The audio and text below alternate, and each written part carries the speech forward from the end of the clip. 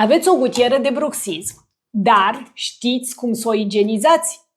Gutiera este dintr-o rășină, material destul de poros, care poate să acumuleze placă bacteriană și tartru. De aceea necesită o igienizare zilnică și o desinfectare periodică, adică la 7 zile.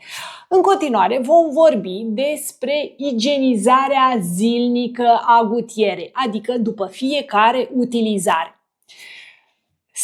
La început se clătește gutiera cu apă rece sau călduță. Atenție, niciodată nu vom folosi apă fierbinte pentru că poate produce deformarea gutierei. Prin această clătire se îndepărtează saliva și resturile depuse. După care, cu o periuță soft, alta decât cea pe care o folosim pentru igienizarea dinților, se va curăța cu atenție gutiera, folosind și săpun antibacterian sau detergent lichid de vase.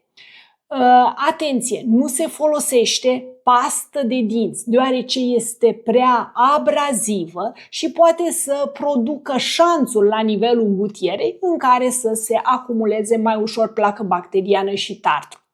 După care se va lăsa gutiera la uscat și apoi se va depozita într-o cutie specială pentru gutiere, prevăzute cu găuri ca să permită aerisirea. Periodic, acea cutie se va spăla.